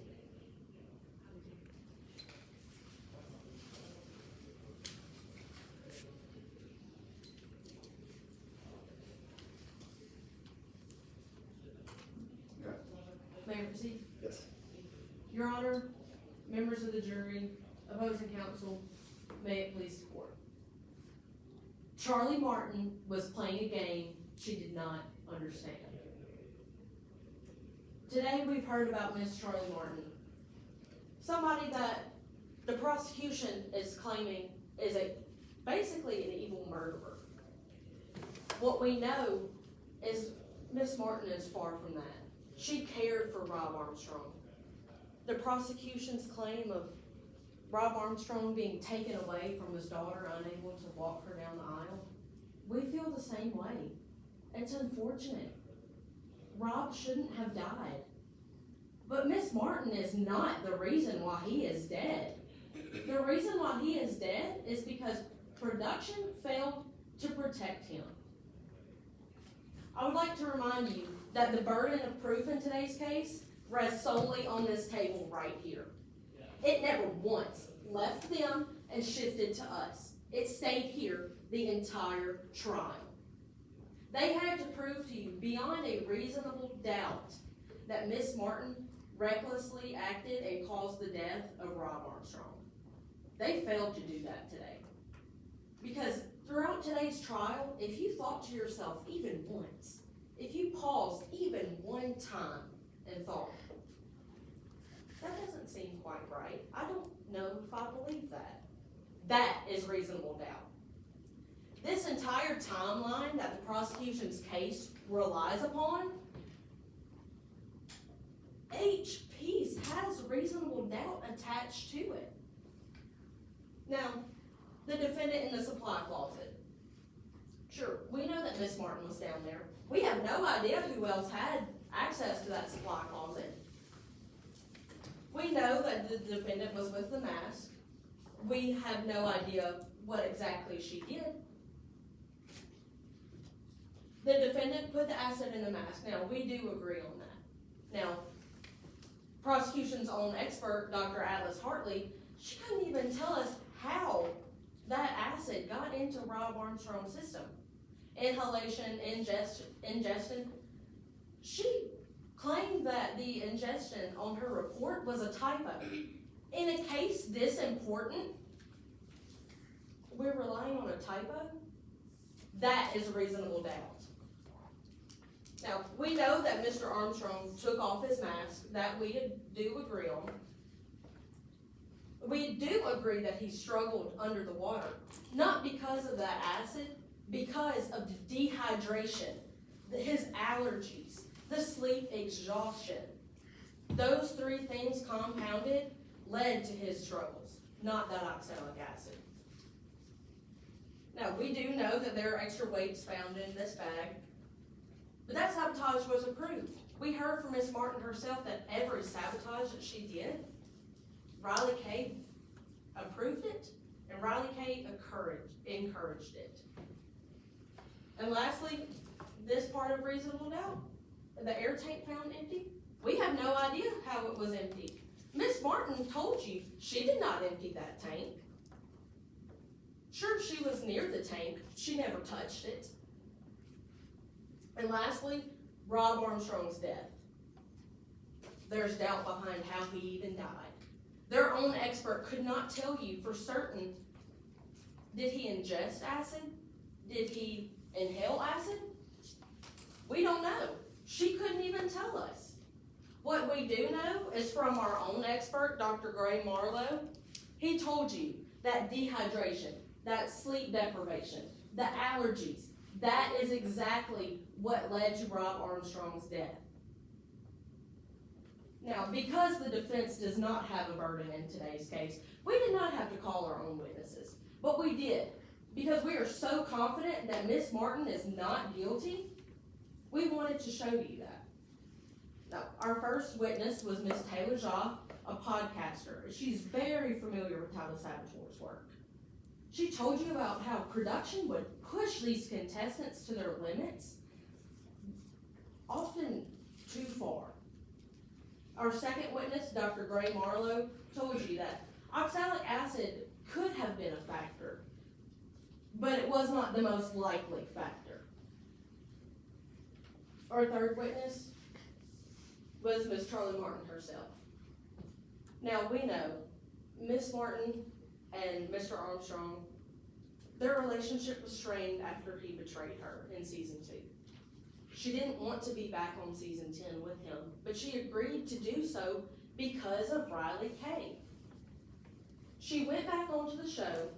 She was pushed into every sabotage that she committed. She was playing a game she did not understand. Now, one critical piece of evidence that the prosecution used in today's case is the detailed time list of the underwater challenge that took Rob's life. Now, we know he was clearly struggling very early on in this competition. Something that was very unusual for him to do. But the key piece that they conveniently left out was that he was underwater for a whole 10 minutes before the production decided to save his life. Rob Armstrong could be here with us today, but he is not because they failed to pull him out of the water whenever that was their duty. Now, prosecution's own witness, Rowan Patel, the designer for the challenges, he got on the stand and told you of a supposed safety meeting that they had before that challenge. He told you that he knew for a 100% fact that he was there. But we know that's not true. Miss Martin herself said that there was no such safety meeting that day. She couldn't remember it. Rowan Patel couldn't remember it. That is reasonable doubt. We would like to ask you and remind you that whenever you go back to that deliberation room today and you look at every piece of evidence that has been laid out to you, and you recall all of this testimony that you have heard, you come to the only conclusion that the evidence supports, the justice demands, and that Ms. Martin deserves. And that is to find her not guilty, because she was playing a game she did not understand. Thank you.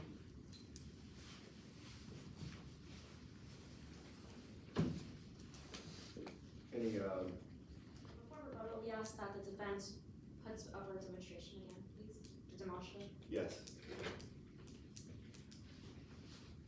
Fair enough. Can I also get a time check?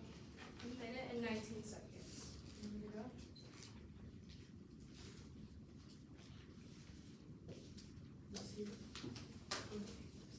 You might have to correct. Yeah, right, yeah, y'all might wanna do that. You know where it goes, Yeah. why don't you do it?